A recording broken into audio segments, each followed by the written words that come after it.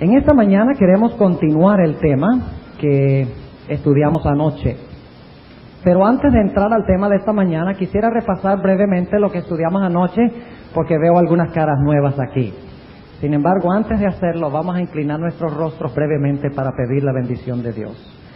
Padre Celestial, al abrir tu palabra, ven a nosotros por medio de tu Santo Espíritu. Abre nuestro entendimiento para que podamos comprender tu palabra y para que podamos vivirla. En el nombre de Jesús. Amén. Ustedes recuerdan que anoche estudiamos el tema Dios está en control. ¿Quién está en control? Dios está en control. Vamos a repasar lo que estudiamos del libro de Daniel en cuanto al control de Dios. Ustedes recuerdan que en el capítulo 1, Nabucodonosor llegó a la ciudad de Jerusalén y la cercó y la tomó. ¿Por qué? Nos dice en el capítulo 1 que Dios entregó a Joacim en sus manos. En el capítulo 3, ustedes recuerdan que Nabucodonosor hizo una imagen toda de oro, porque él no quería aceptar la perspectiva que dio Dios de la historia en el capítulo 2. En el capítulo 2 Dios dijo, mire, va a haber un reino representado por la cabeza de oro, luego otro reino, plata, luego otro reino, bronce, después de eso se levanta otro reino, las piernas de hierro, y después ese reino será dividido en 10 partes. Y Nabucodonosor dice, entonces el reino mío no va a ser eterno. Daniel dice, eso es exactamente el caso. Nabucodonosor dice, no, eso no puede ser así. Y por lo tanto hace una imagen toda de oro, porque él quiere interrumpir y cambiar lo que Dios ha dicho que va a ser la historia. Nabucodonosor, al hacer la imagen, quiere controlar la historia. Él quiere decir que su reino será eterno. Pero resulta el problema de que cuando hace la imagen hay un grupito, un remanente terco, que rehúsa aceptar la perspectiva que tenía Nabucodonosor de la historia. Así que Nabucodonosor dice, para que mi reino pueda ser eterno, hay que eliminar a todos los que no crean que vaya a ser eterno. Y por lo tanto prepara el horno de fuego. Y él dice, ahora voy a acabar con el remanente. Y yo voy a dominar la historia. Ya no habrá nadie disidente, nadie que impida establecer el reino eterno. Y echa a los 3 muchachos en el horno. Pero lo que él no calculaba es que Dios está en control. Y cuando los 3 muchachos cayeron en el horno, entró con ellos otro, Cristo Jesús, el que está en control, y calmó el fuego y no los quemó. En el capítulo 4 de Daniel, Nabucodonosor dice, ¿no es esta la gran Babilonia que yo edifiqué para mi fama y mi grandeza y mi importancia? Y Dios dice, sí, para que tú te des cuenta que tú no hiciste Babilonia, ni que tú dominas porque eres más fuerte que los demás, o más importante que los demás, serás una bestia por 7 años. Y después de los 7 años te voy a devolver el reino, yo mismo te lo voy a devolver. Qué interesante. Y Dios preservó la vida de Nabucodonosor 7 años. Era como para que lo mataran, porque eso era insólito. Cuando un rey se enfermaba o algo, ya estaban buscando matarlo para que alguien pudiera cogerle el puesto. Pero no, Dios preservó 7 años a Nabucodonosor. Y le quitó el reino y luego le volvió a dar el reino. Dios quita reyes y Dios pone reyes. En el capítulo 5 encontramos anoche que Belsasar estaba haciendo una fiesta. Aun cuando sabía que los ejércitos de los medos y los persas estaban afuera. Ahora, si ustedes vivieran en una ciudad donde hubiera gente rodeando la ciudad para conquistarla, ¿ustedes harían una fiesta? Yo creo que eso es algo muy raro para hacer. Sin embargo, Belsasar creía que la ciudad era invencible, era inexpugnable. Dice, hagamos una fiesta, que esta ciudad no la pueden conquistar, están afuera pero no van a poder hacer nada. Cuando él pensaba que él era el que estaba gobernando, aparece un dedo en la pared escribiendo, el reino es quitado de ti y es entregado a los medos y a los persas. Dios entregó el reino. Dios quita el reino. Dios está en control. En el capítulo 6, ustedes recuerdan que estudiamos en cuanto al rey, quien dio un decreto de que todos debían adorarlo solamente a él. ¿Ustedes recuerdan la historia? El rey creía estar en control. Los príncipes creían estar en control. Creían que se iban a deshacer de Daniel. Y cuando Daniel oró a su Dios, ¿qué hicieron los príncipes? Fueron y lo buscaron y dijeron, nosotros estamos en control, te vamos a eliminar, te vamos a sacar del camino. Y Daniel dice, está bien, no hay problema, Dios está en control. Y fue llevado Daniel al foso de los leones y fue echado al foso de los leones. Y los príncipes que creían que estaban en control, y fíjense el rey, que creía estar en control porque dio la ley de que se le debía adorar a él solamente. Cuando él decretó la ley, Él mostró que no estaba en control porque no podía librar a Daniel. Como resultado de su propia ley, no era capaz de librar a Daniel. Se había atado, había perdido el control cuando pretendía estar en control. Y Daniel fue echado al foso. Y entró al foso otro personaje con él. Y cerró las bocas de los leones. El creador de los leones cerró las bocas de los leones. Dios está en control. En Daniel capítulo 7 aparece un cuerno pequeño y dice que prospera, y dice que pisa a los santos y prevalece contra los santos y procura cambiar la ley y pisotea la verdad y hizo cuanto quiso. Dice ahí en el capítulo 7, y uno lee el capítulo y dice, entonces el cuerno está en control. Pero al final Dios dice, el juez se sentó y los libros se abrieron y ahora se van a ajustar las cuentas en el cielo. Y el cuerno será juzgado, y el cuerno será quemado. El cuerno no está en control, Dios está en control. En el capítulo 8, el mismo cuerno pequeño le quita el sacerdocio a Cristo. El mismo cuerno pequeño le quita el continuo a Cristo. El mismo sacerdocio, el mismo cuerno le quita a Cristo su obra en el santuario celestial y pone un sistema falso de intercesión en la tierra. Y dice que sucedióle prósperamente. Y uno diría, bueno, entonces el cuerno está en control. Surge la pregunta, bueno, ¿y hasta cuándo va a estar en control este cuerno? Viene la respuesta del cielo, hasta 2300 días, y se van a ajustar las cuentas. El santuario será purificado. En Daniel 9, Dios está tanto en control que revela la fecha exacta del bautismo de su hijo, a quien va a introducir al mundo como el Mesías. Y revela la fecha exacta de su muerte, y la fecha exacta cuando Esteban iba a ser apedreado y la nación judía iba a cerrar su tiempo de oportunidad o de gracia. Dios revela la fecha exacta. Solamente un Dios que está en control podría hacer eso. Dios no solamente revela el futuro, sino al revelar el futuro está diciendo, yo controlo el futuro, yo dirijo el futuro, yo moldeo el futuro, yo estoy en control del futuro. En el capítulo 10 vimos el mismo tema. Ciro, según la profecía de Jeremías 25, debía dar un decreto para que la gente regresara, para que Israel regresara a edificar el templo, la ciudad y los muros. Dios había dado una profecía de que eso iba a pasar después de 70 años de cautiverio. Y cuando terminó el cautiverio, vino, dice Daniel 10, que vino Gabriel para hablar con Ciro, para tratar de impresionarlo de que cumpliera lo que decía la profecía y dejara ir al pueblo a reconstruir la ciudad. Pero cuando vino Gabriel a tratar de influenciar a Ciro para que lo hiciera, vino el príncipe de Persia, Satanás, y empezó a decirle, no lo hagas, no lo hagas, tratando de interrumpir la profecía que Dios había dado. Y duró 21 días Gabriel luchando con el príncipe de Persia sobre la mente de Ciro para que Ciro diera o no diera el decreto que se había profetizado de antemano. ¿Y quién prevaleció? ¿Una profecía de Dios falla? ¿Fracasa? No, porque Dios está en control. Después de 21 días, dice que se le unió a Gabriel un personaje llamado Miguel. ¿Y quién es Miguel? Cristo. Y cuando Miguel se unió con Gabriel, prevalecieron. Y Ciro dio el decreto de que el pueblo regresara a edificar la ciudad, el templo y los muros, y sucedió exactamente como Dios lo dijo. En Daniel capítulo 11, el mismo tema. Habla del rey del norte, la última parte del capítulo, que es Babilonia, como veremos en uno de nuestros temas futuros. Dice que el rey del norte va a conquistar todo el mundo, país tras país tras país va a caer en sus manos, hasta que finalmente dice que llega a la ciudad de Jerusalén, que es la iglesia. Y está a punto de lanzarse sobre los últimos que están tratando de impedir que domine el mundo. Solo hay un pequeño remanente terco que rehúsa reconocer al rey del norte como el rey de todo el mundo. Y dice que pone las tiendas de su palacio entre el monte deseable y los mares y está listo para caer sobre el remanente. Aparentemente no hay esperanza. Aparentemente el rey del norte está en control. Pero cuando está por lanzarse sobre los hijos de Dios, dice en Daniel 12, se levantará Miguel, aquel príncipe que está por los hijos de tu pueblo, y habrá tiempo de angustia cual no ha existido desde que ha habido nación en la tierra, y en aquel tiempo será libertado de las manos del rey del norte, tu pueblo, todo aquel que se hallare escrito en el libro. ¿Quién está en control? Miren, mis hermanos, la historia ya está escrita de antemano. La historia ya está escrita. Dios dice, la historia va a funcionar así y va a culminar así. Ahora, ¿dónde cuadro yo en eso? Bueno, yo tengo que decidir si voy a quedarme con un lado o si me voy a meter en el lado de Dios. Eso es todo. Ayer usé la ilustración del avión.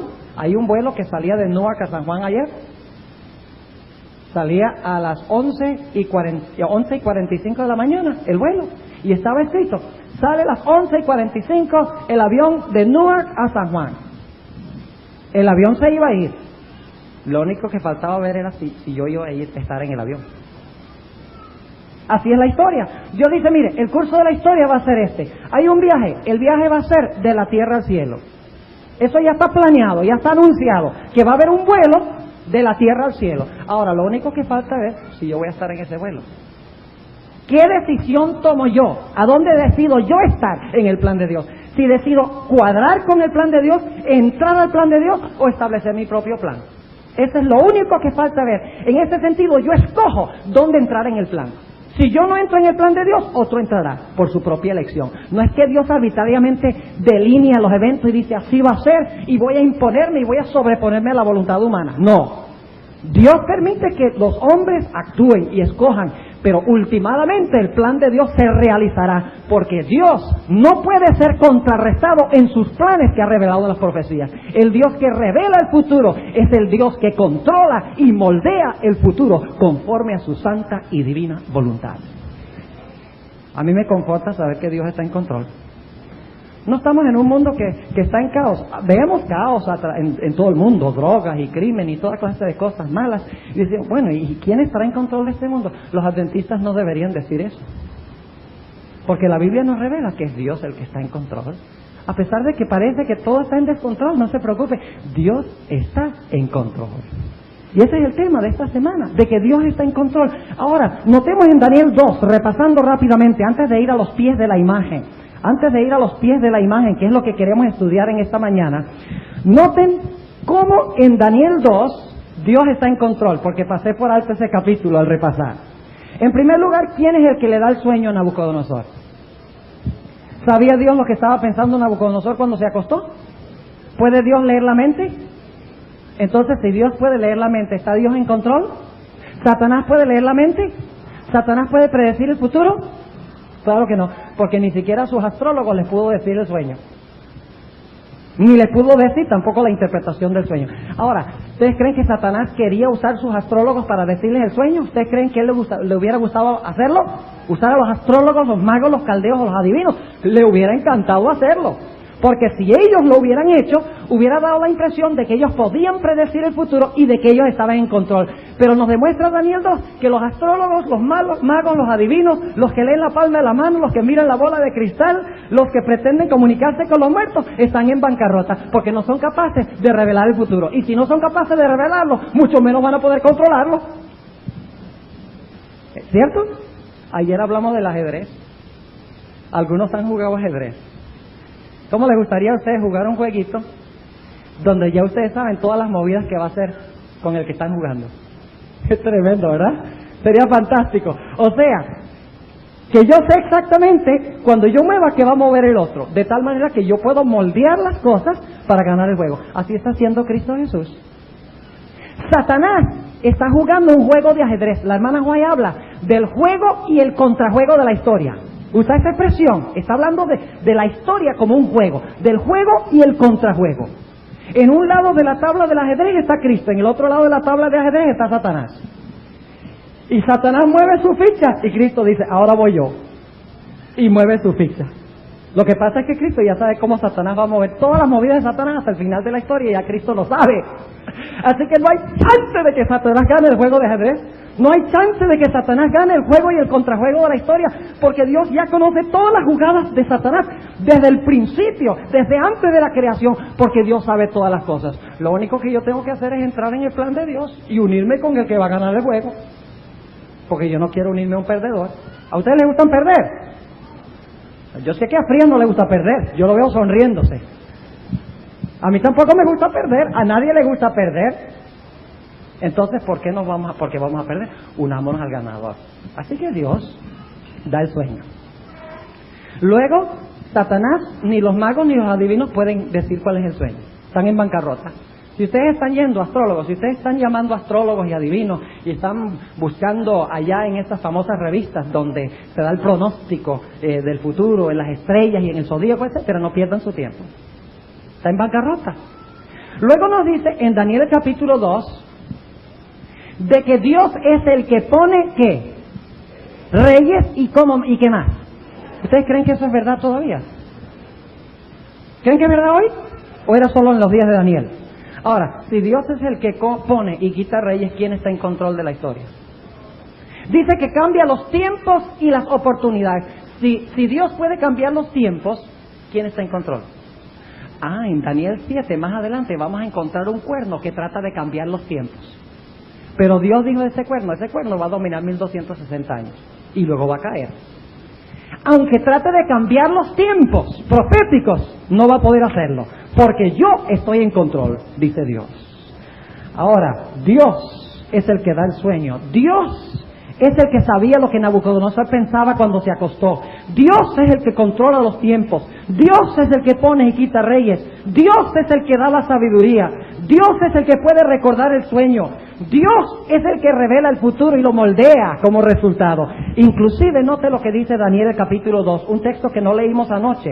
Noten el versículo 37 y 38 del capítulo 2. Porque es que Nabucodonosor subió al reino, según Daniel el capítulo 2. Dice aquí, tú, oh rey, eres rey de reyes. ¿Y por qué es rey de reyes? Porque era inteligente, bueno para la guerra, tenía muchos ejércitos, tenía muchas armas, muchas carretas. ¿Eso es? No, dice, tú, oh rey, eres rey de reyes, porque el Dios del cielo te ha dado reino, potencia y fortaleza y majestad. Y todo lo que habitan, los hijos de los hombres, bestias del campo y aves del cielo, Él ha entregado en tu mano y te ha hecho enseñorear sobre todo ello. Tú eres aquella cabeza de oro. ¿Quién domina la historia? ¿Quién pone reyes? ¿Quién quita reyes? Dios. A mí me consuela saber eso. A veces yo me pregunto, yo le decía a Luis Rodríguez cuando íbamos a la casa anoche, yo le digo, yo no entiendo a veces, y sé que no debo poner en tela de juicio lo que Dios hace, Él tiene una razón, pero a veces humanamente yo no entiendo cómo es que Dios, por ejemplo, permite que quede en el poder alguien como Saddam Hussein, que destruye y mata gente al derecho y al revés. ¿Cómo puede dejar en el poder a alguien como Fidel Castro? Yo no sé si hay simpatizantes de Fidel Castro aquí. El Señor tenga misericordia de su alma. Pero es un déspota, destructor, que mata y destruye a cualquier persona que medio sospeche que está en contra de él. Y yo me pregunto, oye, ¿cómo es que Fidel Castro está en el poder? Déjeme decirle, Fidel Castro está en el poder porque Dios quiere que esté allí. Saddam Hussein está en el poder porque en el plan de Dios es que esté allí. Cuando no esté más en el plan de Dios, en el juego de la historia, en el contrajuego de la historia, cuando no esté más en el plan de Dios, Dios quitará a estos individuos del poder. Pero tenemos que estar seguros de que Dios es el que está en control, no los hombres. Y no nos preguntemos, nosotros somos expertos en preguntarnos, ay, ¿por qué esto? ¿Y por qué aquello? ¿Y por qué me pasa esto? ¿Y por qué me pasa lo otro? Mis hermanos, esa no es nuestra tarea. Nuestra tarea es confiar en que la forma en que Dios hace las cosas es la mejor forma. Aun cuando sufrimos y pasamos por problemas y por tribulaciones, aceptemos lo que Dios nos concede y tengamos paz en el alma, sabiendo que Dios está en control, que su plan es el mejor plan. Ahora quiero que repasemos la profecía de Daniel 2. Y quiero escribir aquí en la pizarra. Ustedes conocen bien esta profecía, pero necesitamos estudiar el contexto para que podamos entender los pies de la imagen. A ver, ustedes ayúdenme ahora. ¿La cabeza de esta imagen era de qué? De oro. Voy a escribir bien grande para que los que están en el balcón puedan también ver. La cabeza de oro. El pecho y los brazos eran de qué? De plata. ¿El vientre era de qué? El vientre era de bronce o de metal. ¿Las piernas eran de qué? Las piernas eran de hierro. ¿Qué pizarra tan buena esta? Hace tiempo no encuentro una pizarra tan buena como esta. Escribe pero buenísimo. Oro, plata, bronce y hierro. Y luego entonces, ¿qué viene? Luego entonces voy a resumir, voy a poner hierro más ¿qué? Hierro más barro. Y luego después de la mezcla del hierro y el barro, ¿qué viene? Una gigantesca roca o una gigantesca piedra. ¿Y qué hace la roca o qué hace la piedra? Golpea los pies, golpea la imagen en la cabeza. Hay que leer con cuidado. Bueno, y en la cabeza no es que se le da una herida mortal a alguien. Uno hiere algo en los pies y no lo mata. ¿Por qué en los pies? Bueno, esperen, vamos a estudiar eso. La roca, y después la roca se convierte en una gigantesca ¿qué? La roca, una vez que destruye las demás naciones, se forma en una ¿qué? En una montaña. Este es el curso de la historia que presenta Dios. Ahora, anoche hablamos de que hay algo muy peculiar en este orden de metales. ¿Qué es lo peculiar que hay aquí en este orden de metales? De que se van devaluando. El oro es el más precioso de los metales. Luego le sigue la plata en valor. Luego le sigue el bronce en valor. Luego le sigue el hierro en valor. Y luego cuando uno llega a los pies, no hay ni siquiera hierro puro. Hay hierro mezclado con ¿qué? Hierro mezclado con barro. O sea que la historia está yendo de mal en mejor. Dios dice que la historia se va a volver mejor y mejor hasta que tendremos un nuevo orden mundial, una edad de oro en el mundo. Eso es lo que está diciendo Dios, ¿verdad? ¿Qué está diciendo Dios? Está diciendo que la historia del mundo se va a degenerar, se va a deteriorar, va a empeorar hasta que finalmente habrá caos en el mundo. Habrá una mezcla abominable que traerá caos al mundo. Así que los que están tratando de establecer un nuevo orden mundial donde hay armonía, gozo y paz en la tierra, usando métodos humanos, están en bancarrota. No están tratando de interrumpir el plan que Dios ha revelado de la historia. Si alguien trata de establecer un nuevo orden mundial, una era de oro en este mundo, usando ciencia, usando tecnología, usando política, usando educación, usando todos esos métodos que están usando los hombres, si están tratando de establecer un nuevo orden mundial, déjenme preguntarles eso, ¿están tratando de interrumpir lo que Dios ha revelado que va a ser el curso de la historia, sí o no? ¿Están tratando de reescribir la historia, sí o no? ¿Están tratando de presentar un plan rival al plan de Dios? ¿Sí o no, mis hermanos? Claro que sí. Y ese es el problema con la idea del nuevo orden mundial. Déjenme leerles una cita del presidente George Bush. Una cita aquí del presidente George Bush, muy interesante para que entiendan qué es la idea del nuevo orden mundial. ¿Saben ustedes que los que están enseñando el nuevo orden mundial, y no es uno ni dos, ni son personas de bajo rango, George Bush, el presidente de los Estados Unidos, quien representa el capitalismo occidental, del cual hablaremos más adelante en la semana, y Mikhail Gorbachev, que representa las naciones orientales, el bloque comunista o el grupo socialista, y el Papa Juan Pablo II, quien representa la religión universal. Todos en discursos y en charlas mencionan constantemente el deseo de establecer un nuevo orden mundial. Y no es el nuevo orden mundial de la roca y la montaña.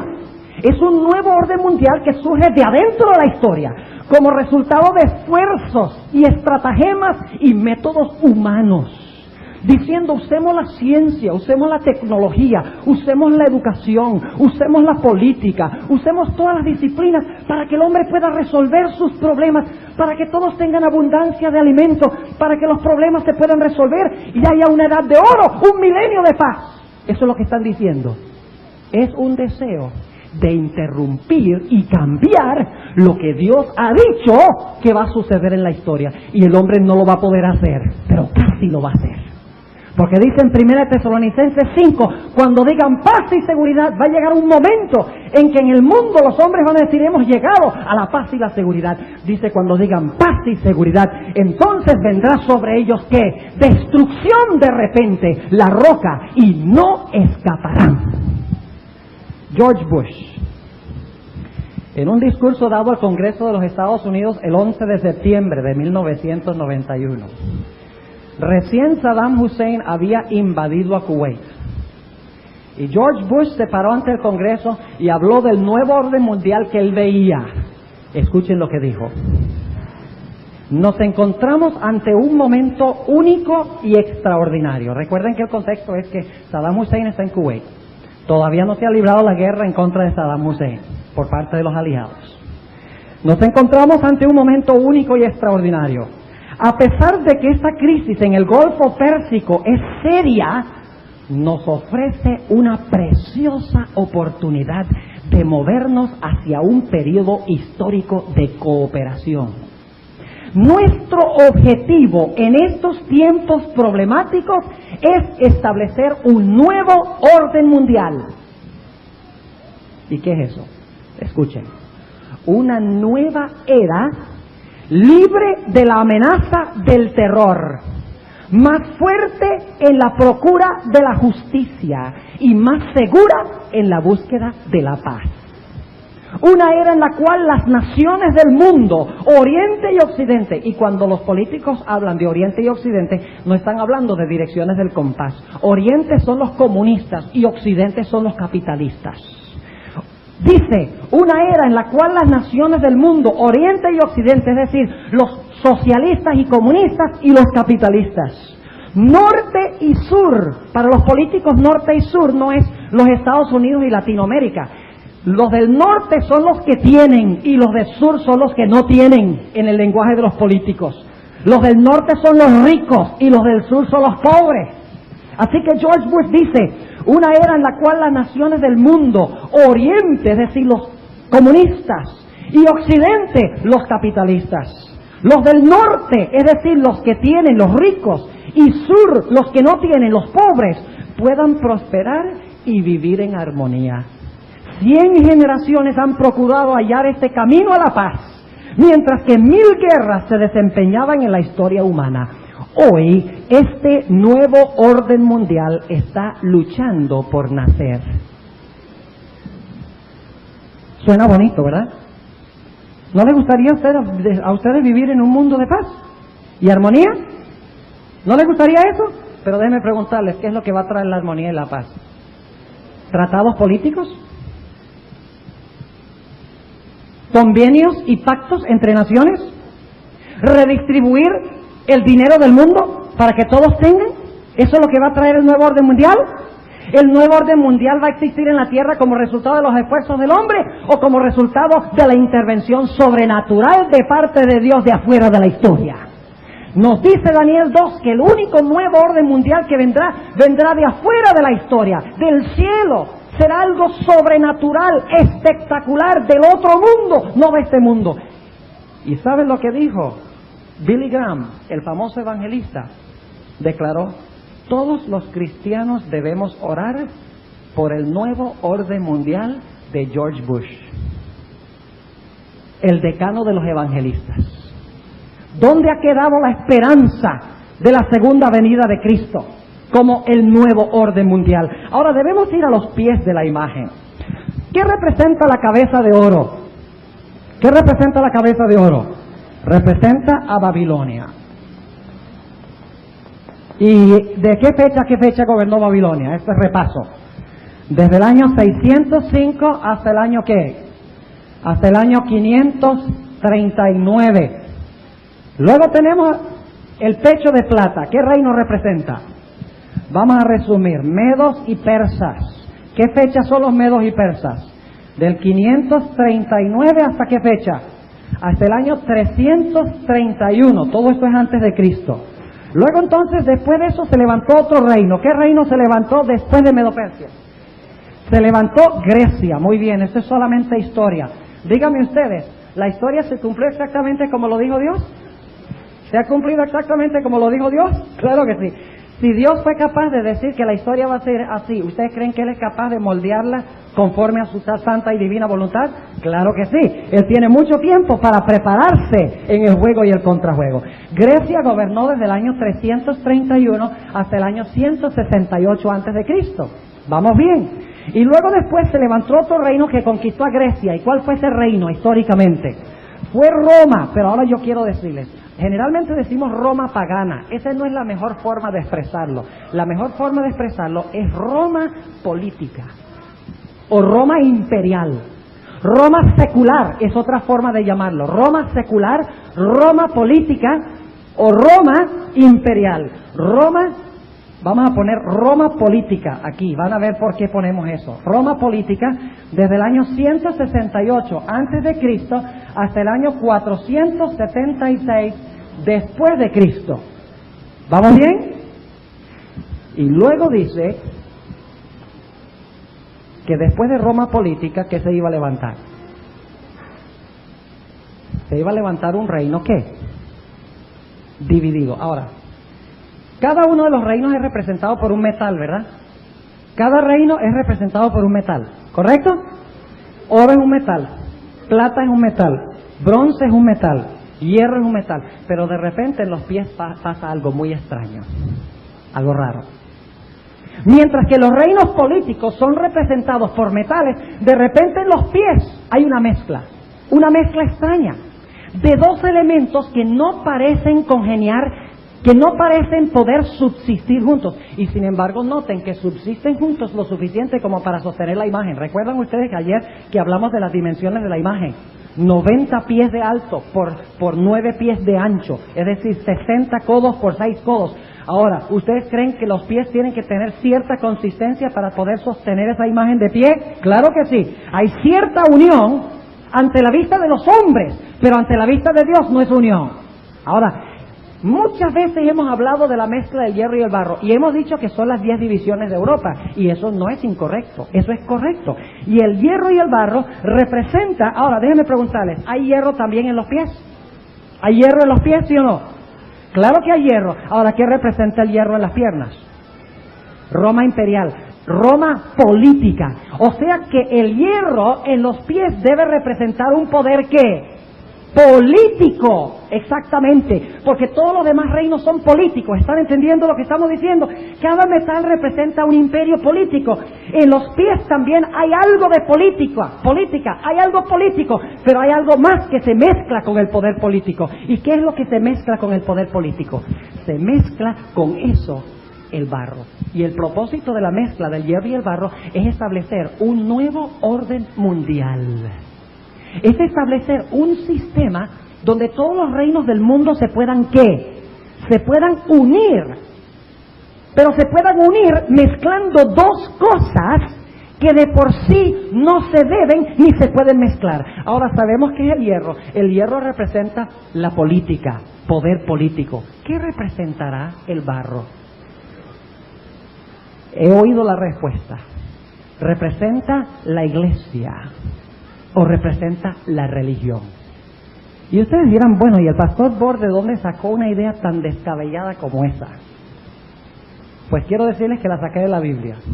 Y queremos estudiar ahora cuidadosamente el barro. Casi nunca estudiamos esto, ¿verdad? Casi siempre nos conformamos con decir los 10 reinos de Europa Occidental se dividieron y no se pudieron unir más y siempre quedarán divididos. Y nos detenemos allí. Pero el barro es mucho más que lo que nosotros hemos visto. El hierro es poder político, claramente, porque el hierro de las piernas es Roma política. Pero el barro es otro elemento extraño. Déjenme preguntarles, ¿el hierro y el barro se deben mezclar? ¿Qué individuo en su sano juicio mezclaría hierro y barro? Una persona tiene que estar loca para mezclar hierro y barro, ¿no es cierto? Porque el hierro y el barro, ¿qué? Son diferentes. Ahora, quiero preguntarles esto, ¿el hierro como hierro es bueno? ¿El hierro como hierro es bueno? ¿El barro como barro es bueno? ¿Cada uno tiene su lugar? ¿Cuándo es que se forma el problema? El problema es cuando los dos elementos ¿qué? Los hombres quieren unirlos para establecer un reino unido, cuando Dios ha dicho, no va a estar unido, sino que va a estar dividido. Ahora, ¿el barro qué representa? Vamos a estudiarlo en la perspectiva bíblica. Y para ilustrar el punto, ¿esta es una unión legítima o ilegítima? ¿Qué creen ustedes? Es una unión ilegítima. Usemos una ilustración.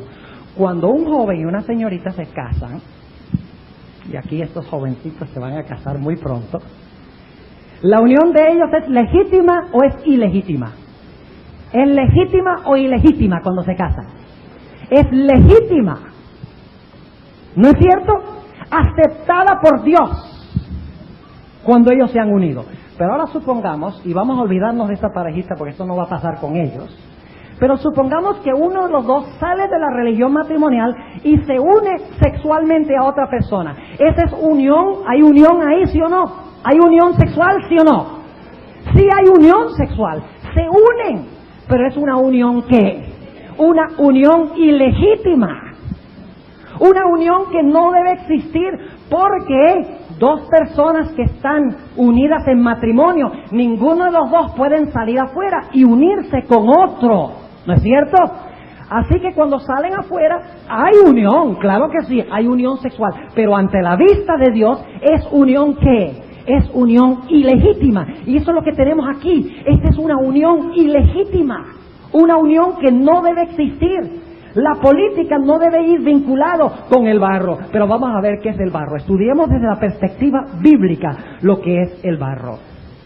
Quiero que noten en Daniel 2:44 que se nos dice que estos 10 reinos van a existir hasta la segunda venida de Cristo.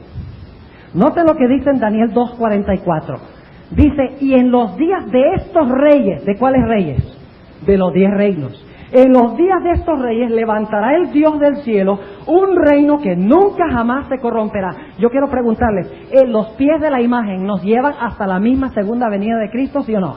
¿Nos llevan hasta el tiempo cuando se establece el reino eterno? Sí. ¿Dónde estamos viviendo nosotros? Estamos viviendo aquí. ¿Sucedió esto como lo dijo Dios? ¿Sucedió el reino de plata como lo dijo Dios? ¿Sucedió el reino de bronce como lo dijo Dios? ¿Sucedió el reino de hierro como lo dijo Dios? ¿Hay alguna duda entonces de que va a suceder todo lo demás? Dios dice, mira, si ha sucedido ya todo esto, puedes tener la absoluta seguridad de que lo demás se va a cumplir también. Porque yo soy el que estoy en control. Ahora, noten entonces que los pies de la imagen existirán en relación con la segunda venida. Y quiero decirles un principio muy importante, y lo vamos a estudiar más adelante en la semana. Aunque los 10 reinos originalmente representan las 10 divisiones en las cuales se fragmentó Europa, hoy en día representan más. Porque en aquella época la civilización estaba centrada en Europa durante la Edad Media. Pero cuando concluyó este periodo, Europa fue exportada. ¿Han oído ustedes hablar de los países del tercer mundo? ¿De dónde sale esa expresión? Si hay un tercer mundo, tiene que haber un segundo. Y si hay un segundo mundo, tiene que haber un primero. ¿Cuál es el primer mundo? El primer mundo es Europa, a donde se originaron las 10 divisiones. Pero después que el papado cayó, o poco antes de que el papado cayera, vinieron los españoles de Europa, vinieron los portugueses de Europa y colonizaron a Latinoamérica. Vinieron los ingleses de Inglaterra y colonizaron a los Estados Unidos. Los ingleses también fueron a la India, al Asia. O sea que Europa fue ¿qué? Fue exportada. El segundo mundo en los Estados Unidos. Y el tercer mundo son los demás países que están en vías de desarrollo. En otras palabras, los 10 reinos ahora hay que universalizarlos. No solamente tienen que ver con las 10 divisiones de Europa, porque no solo Europa va a estar involucrado en la crisis final. Si vamos a Apocalipsis 17, nuevamente están los 10 cuernos en Apocalipsis 17, pero allí dice que están involucrados los reyes de la tierra y de todo el mundo en la crisis final. O sea que como Europa se ha mundializado, los reinos o los cuernos hay que entenderlos también desde una perspectiva ¿qué? Desde una perspectiva mundial. En los días de estos reyes, es decir, cuando los reyes del mundo estén uniéndose con la religión, es que Cristo establecerá su reino eterno. Ahora vamos a estudiar un poquito, brevemente, aquí el asunto del barro. Vamos a Daniel 2 y el versículo 41, muy importante. Daniel 2 y el versículo 41. ¿Qué clase de barro es el barro de Daniel 2? ¿Qué clase de barro es? Barro cocido, pero ahí dice una expresión muy importante. Noten Daniel 2:41. Y lo que viste de los pies y los dedos, en parte de barro cocido ¿de qué? Ah, eso es muy importante. Hay que leer con cuidado la Biblia, es crucial. Es barro que usa un ¿qué? Un alfarero. ¿Y qué hace el alfarero con el barro? Forma una ¿qué? Forma una vasija. Ahora, estamos estudiando desde una perspectiva bíblica lo que representa el barro. Yo sé que ustedes dijeron que representa la religión, pero tenemos que dar una razón por eso. Tenemos que dar un análisis bíblico para comprobar que así es. Así que ustedes notan que nos dice que es barro ¿de qué? es barro de alfarero. Ahora inmediatamente nos preguntamos, ¿por qué es importante el barro del alfarero? Originalmente, cuando Dios creó el cuerpo del hombre, ¿de qué hizo Dios el cuerpo del hombre? Ahora, yo sé que en Génesis 2:7 dice que formó Dios al hombre del polvo de la tierra. No dice que lo formó de polvo, sino del polvo de la tierra. Ahora ustedes dirán, bueno, pero es muy difícil moldear algo de polvo. ¿Han tratado ustedes alguna vez de hacer un muñeco de polvo? Poco difícil, ¿verdad? Porque ¿qué pasa con el polvo? El polvo no tiene consistencia, uno no lo puede formar. ¿De qué fue lo que hizo Dios al hombre entonces? ¿Ustedes recuerdan que en Juan 9 dice, cuando Jesús sanó los ojos del ciego, dice que tomó polvo, sí, tomó del polvo de la tierra, ¿y qué hizo? Escupió en el polvo e hizo ¿qué? Hizo lodo y recreó ¿qué cosa? Los ojos del ciego. ¿Saben ustedes que hay textos bíblicos que dicen que somos formados de lodo o somos formados de barro? Vamos a leer esos textos. O sea que Dios tomó del polvo e hizo barro y del barro nos hizo a nosotros. El barro representa el cuerpo del hombre. ¿Están entendiendo lo que estamos diciendo? Es aquello de lo cual Dios hizo nuestro cuerpo. Notemos lo que nos dice en Job 33. Vamos al libro de Job, el capítulo 33 y el versículo 6. Job 33 y el versículo 6. Noten lo que nos dice en cuanto a la formación del hombre. Dice aquí Job, en este versículo, lo siguiente: heme aquí a mí en lugar de Dios, conforme a tu dicho, de lodo soy yo también formado. ¿De qué fue formado Job? Job estaba formado ¿de qué? De lodo. Las mismas dos palabras. La palabra formar en Génesis 2:7 es la palabra yatzar. Y aquí es la misma palabra yatzar, formar. Es decir, que según nos dice Job 33 y el versículo 6, estamos hechos ¿de qué? El cuerpo está hecho de lodo, exactamente. Noten también Job 13 y el versículo 12. Job 13 y el versículo 12 también nos dice algo parecido. Dice, vuestras memorias serán comparadas a la ceniza y vuestros cuerpos como cuerpos ¿de qué? Como cuerpos de lodo. ¿De qué es nuestro cuerpo? Nuestro cuerpo está compuesto de barro, es decir, de lodo, la idéntica palabra que se usa en Génesis 2:7 para hablar del hombre hecho del polvo de la tierra. Noten también Isaías 64. Isaías 64 y el versículo 8. Isaías el capítulo 64 y el versículo 8. Noten lo que dice. Ahora pues, Jehová, tú eres nuestro Padre. ¿Nosotros qué? Nosotros lodo, y tú el que nos formaste. Así que obra de tus manos todos nosotros. ¿Qué hace el alfarero? ¿Con qué forma? Forma con las manos. ¿De qué nos formó Dios con sus manos? Según dice aquí, nos formó de lodo. Entonces, ¿qué representa el lodo? El lodo es aquello de lo cual está hecho el ¿qué? El cuerpo humano, la fase física del hombre. Ahora noten, después que Dios creó al hombre e hizo su cuerpo de lodo o de barro, ¿el cuerpo estaba vivo o estaba muerto? Estaba muerto. Faltaba algo. ¿Qué era lo que faltaba? Dice que Dios formó al hombre del lodo o del polvo de la tierra y luego a ese cuerpo le dio su ¿qué? Le dio su espíritu o respiración y como resultado dos elementos: el cuerpo de lodo unido con el aliento, con el espíritu de vida, da vida al ser humano. Ahora necesitamos entender eso para entender lo que representa el lodo, porque en Daniel 2 estamos hablando de símbolos. ¿No está hablando simbólicamente Daniel 2? ¿El oro no es un símbolo?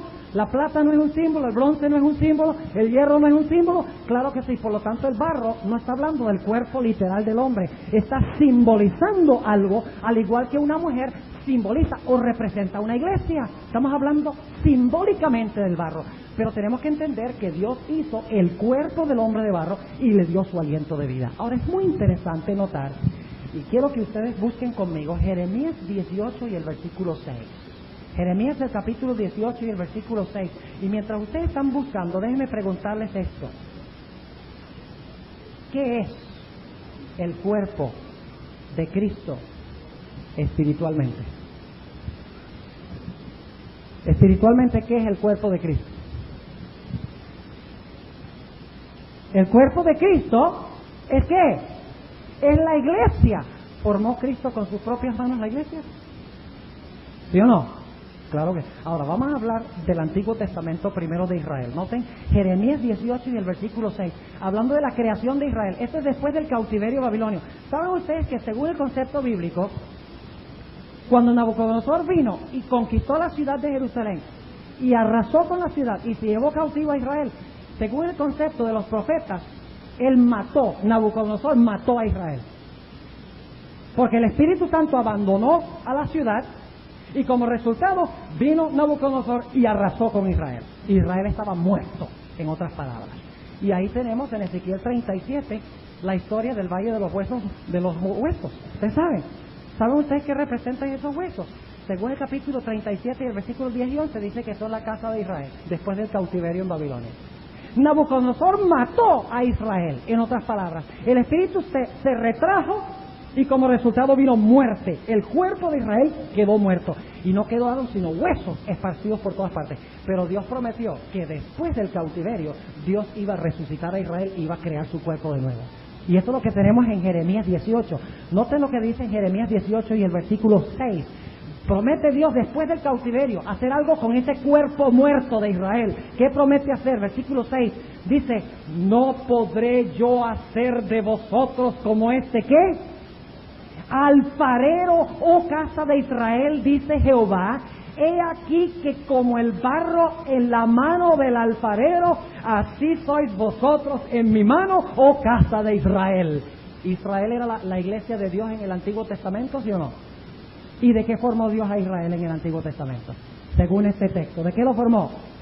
Lo formó de barro, dice de lodo, como el alfarero. O sea que la iglesia de Dios en el Antiguo Testamento fue Israel. El cuerpo de Cristo era la iglesia del Antiguo Testamento. Ahora, después que Dios formó a Israel, después del cautiverio, los trajo nuevamente a su tierra, ¿qué hizo Dios? Ezequiel 37 dice que después que se unieron los huesos a los huesos y la carne a la carne y los nervios a los nervios y la piel a la piel, ¿qué hizo Dios? Dios le dio a su pueblo el hálito de vida para que su cuerpo espiritual, Israel, pudiera vivir. ¿Entienden lo que estamos diciendo?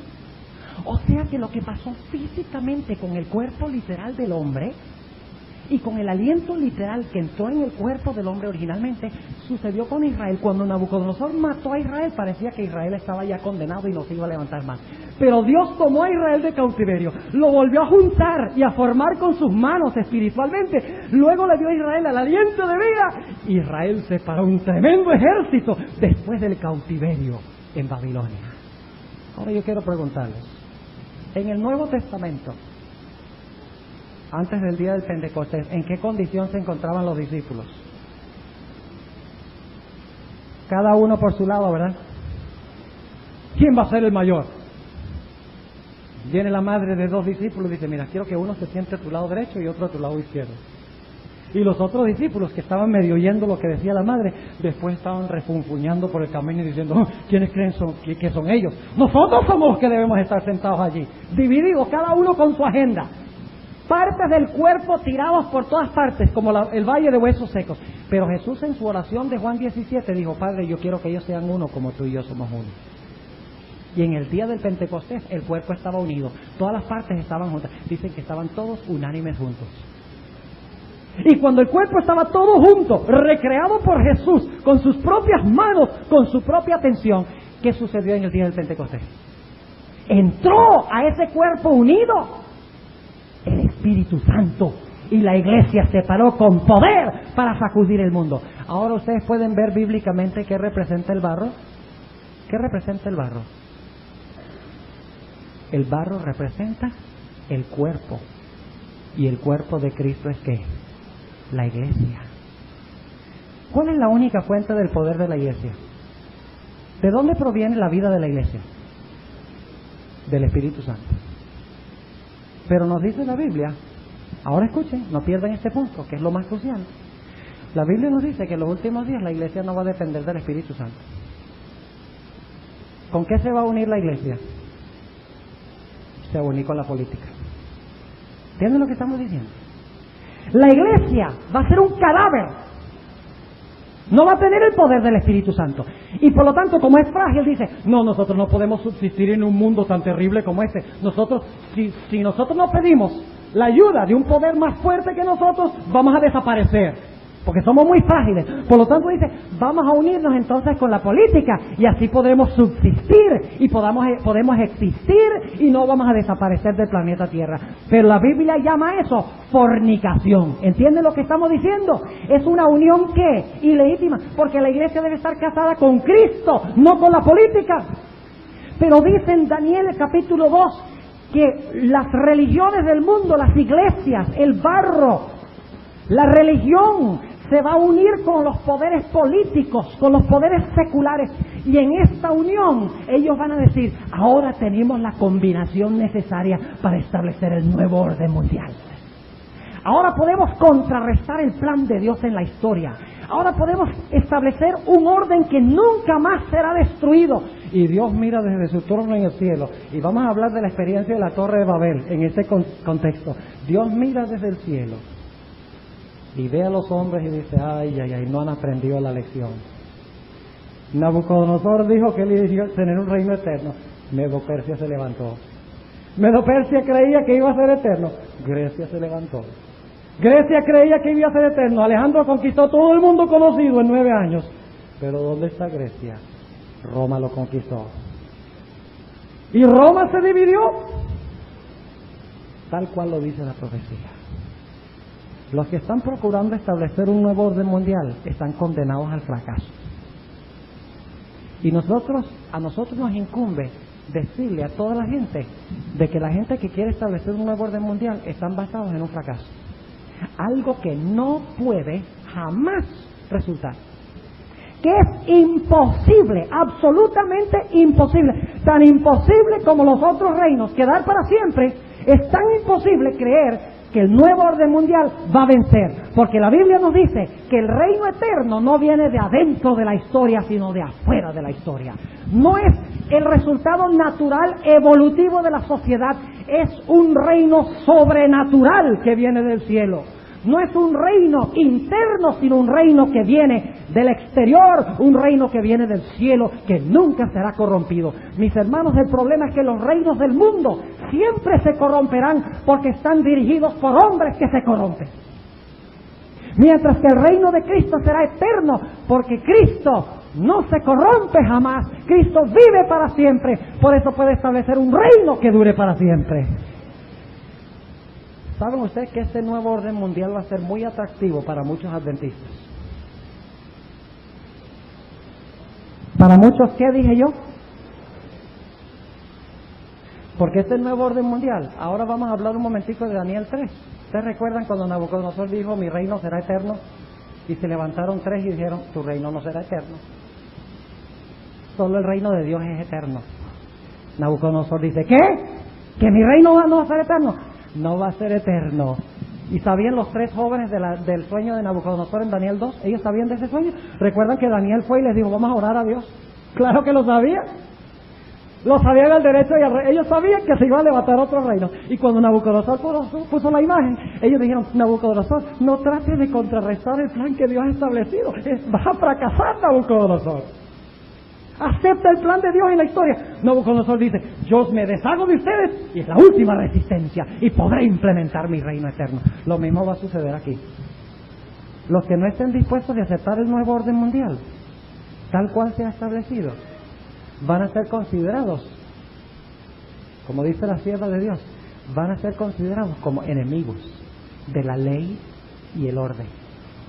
Los que no estén dispuestos de rendirle homenaje a la imagen de la bestia, de ahí viene, de Daniel 3, porque Nabucodonosor fue convertido en bestia y levantó una imagen. Los que no estén dispuestos de rendirle homenaje a la imagen de la bestia en honor al nuevo orden mundial, serán proscritos. Se les prohibirá comprar y vender. Y déjenme preguntarles a ustedes, ¿cuántos de ustedes podrían comer sin comprar ni vender?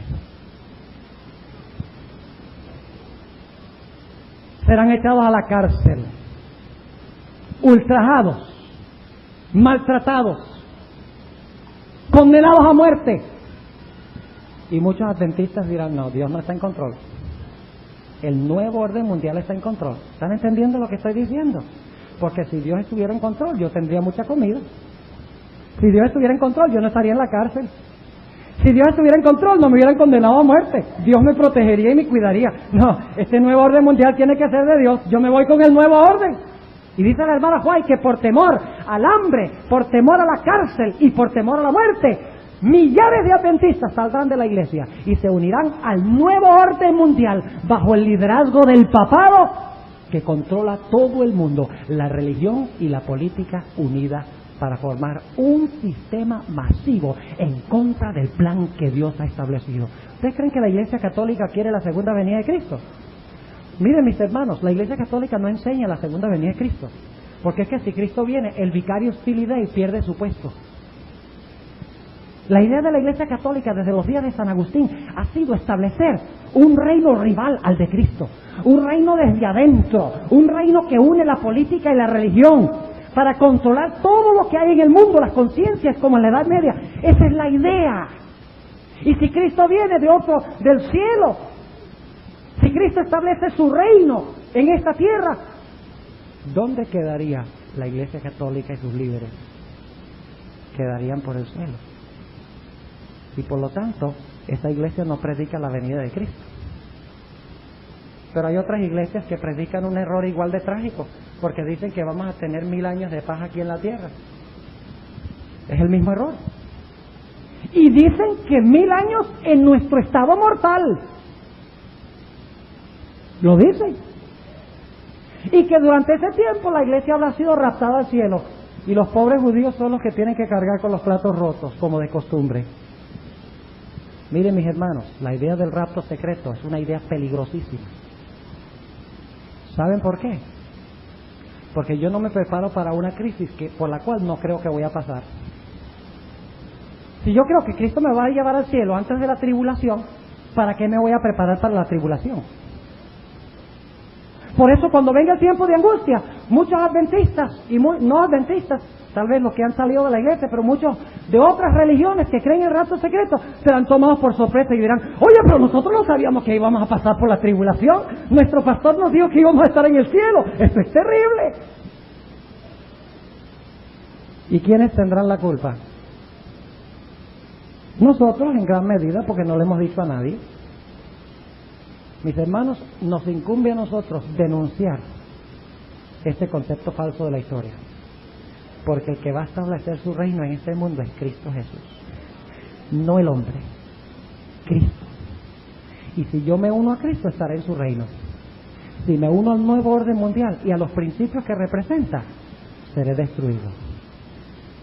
¿Estaré yo en el orden mundial de Cristo, en el orden mundial de los hombres?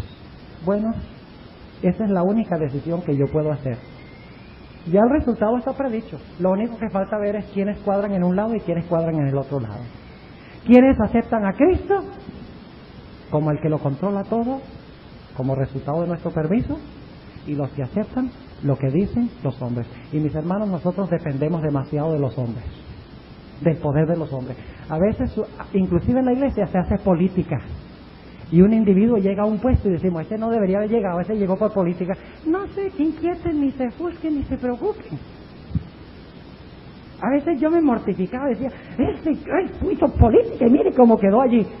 Tranquilos, Dios está en control. Queden en la iglesia, oren a su Dios, crezcan espiritualmente y dejen que Dios cambie lo que nosotros no podemos cambiar. Dios está en control, mis hermanos, no yo. Y jóvenes, específicamente ustedes, no hay una vida más feliz que la vida que se coloca bajo el control de Jesús. No hay. Ustedes podrán pensar que cuando salen al mundo ustedes están en control y que es mejor estar en control yo que estar en control Cristo. Mentiras. ¿Recuerdan la historia de Sansón, jóvenes? Cuando sus padres le dijeron: Sansón, no te cases tú con esa mujer, Dalila, esa consumidora. Porque eso lo significa el nombre, Dalila, la consumidora. No te cases, no te unas con esa consumidora.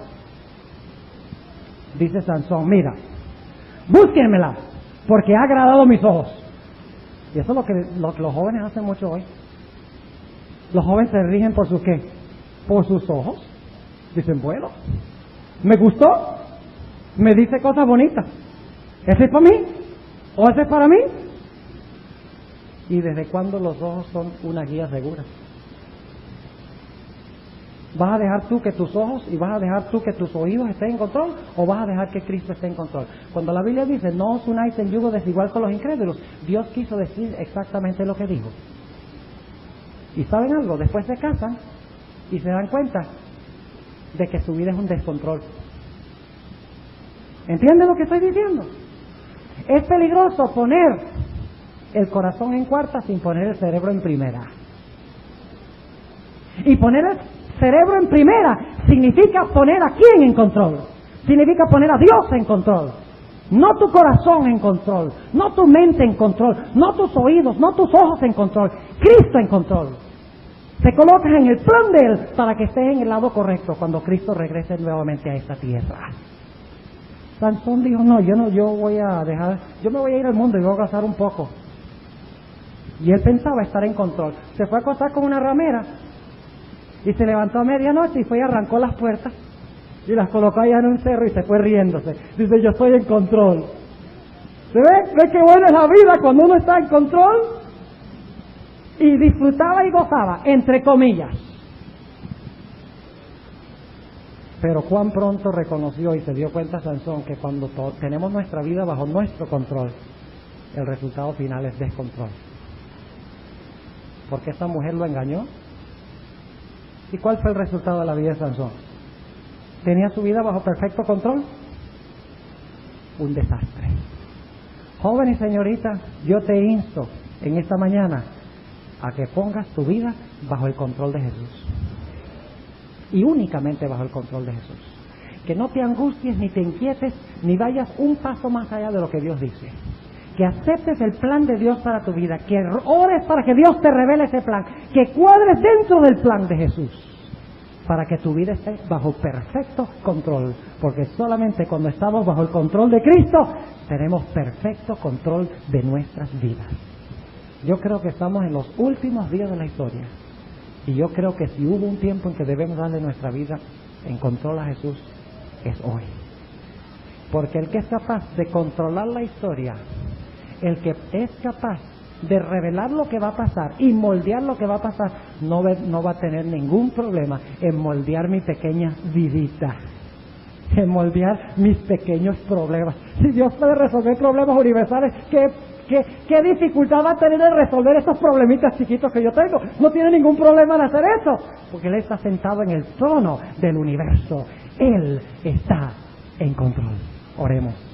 Amante Padre Celestial, en esta mañana hemos hablado en cuanto al nuevo orden mundial que quieren imponer los hombres, uniendo la iglesia y el Estado.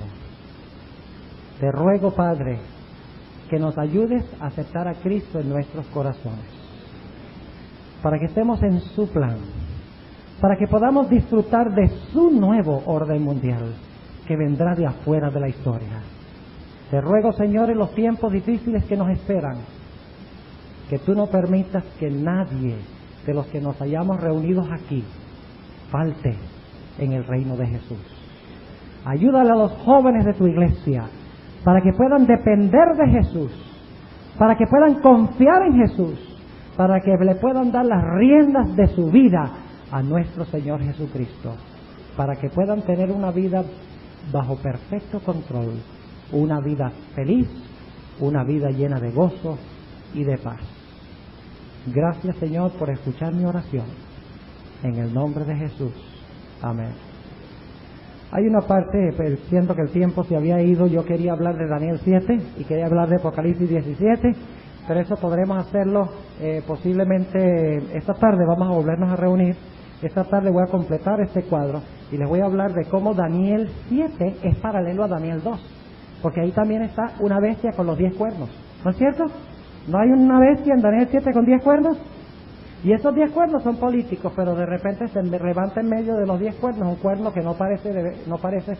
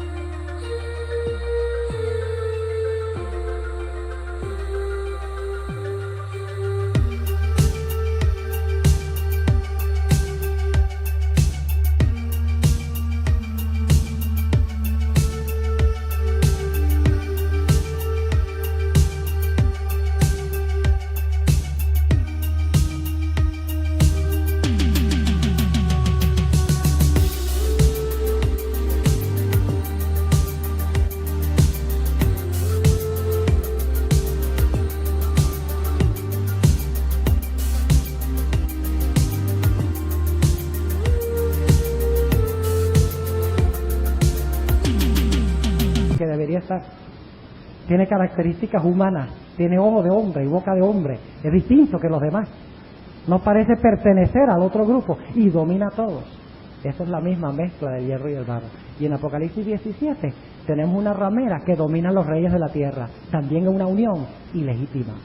Así que Dios les bendiga y les guarde. Mañana en la noche, Dios mediante, vamos a hablar del libro de Malachi Martin, donde habla del plan del nuevo orden mundial, lo que están planeando imponer los hombres.